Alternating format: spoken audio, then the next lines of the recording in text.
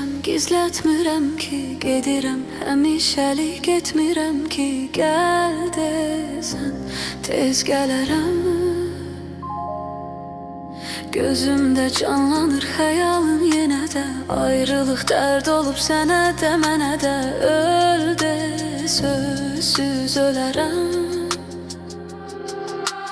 Ağlama, ağlama, yadlar sevinər, anam eşidər, qəlbi üzülər.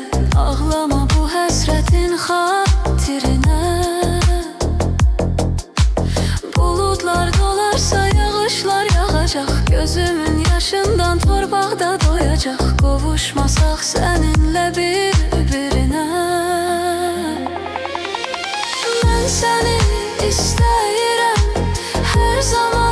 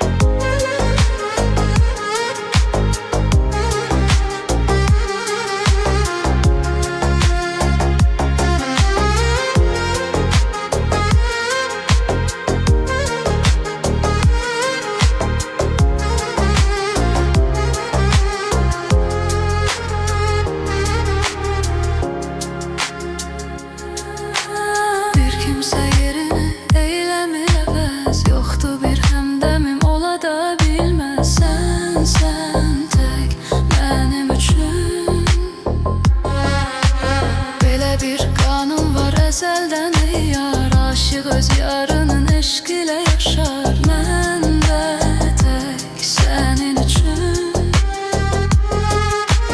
hönkürüb ağlamaq istəyir qəlbim, ən uca dağları aşardı dərdim. Qayıtsan tezliklə mənim yanıma. Həsrətin acısı mən də bilirəm, ağlama, ağlama, mən tez gəlirəm. Çıxmaram mən öz peymanıma. Gəl yenə əvvəlki tək, ömrümüz açsın çiçək, bir-birin xoşbəxt edək sevgilim.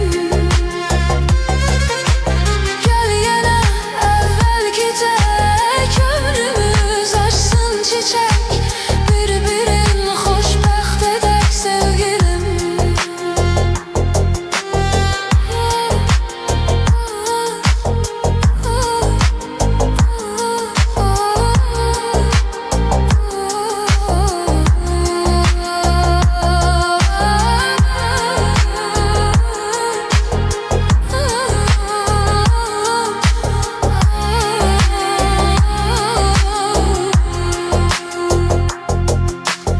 Aşk bizim, sevda bizim, dağ bizim, derya bizim, büsbütün dünya bizim sevgilim.